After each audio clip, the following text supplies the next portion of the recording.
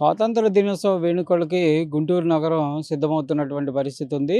నగరంలోని ప్రధాన కూడళ్ళు ఏవైతే ఉన్నాయో వాటన్నిటికి గూడా లైటింగ్ ఏర్పాటు చేయడంతో కలకల్లాడుతున్నటువంటి పరిస్థితి. ప్రస్తుతం జిఎస్ఎల్ మెడికల్ ఇన్స్టిట్యూషన్స్ మరియు కిమ్యూ ఇంటర్నేషనల్ యూనివర్సిటీ భాగస్వామ్యంతో ఇండియన్ అలైన్డ్ ఎంబీబీఎస్ కోర్స్ అడ్మిషన్లు అందిస్తోంది నియో. గుంటూరు జిల్లా కలెక్టర్ కార్యాలయానికి సంబంధించి కూడా ఎంతో అద్భుతంగా కూడా ఈ అలంకరణ చేయడం జరిగింది.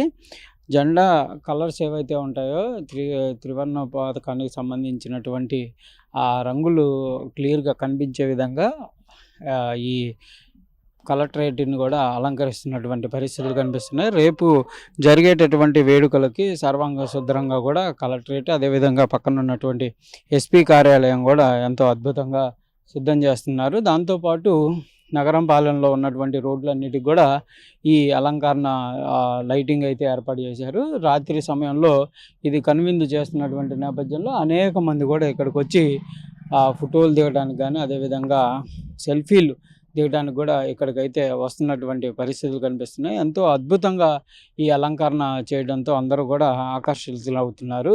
ప్రధానంగా నగరంలోని ప్రధాన రహదారులు ఏవైతే ఉన్నాయో వాటన్నిటికి కూడా సర్వాంగ సుందరంగా కూడా ఏర్పాట్లు చేస్తున్నారు. అయితే నగరంలో జరిగేటటువంటి ఆగస్టు 15కి సంబంధించి స్వాతంత్ర దినోత్సవ వేడుకల్లో రేపు పెమ్మసాని చంద్రశేఖర్ కూడా పాల్గొనున్నారు.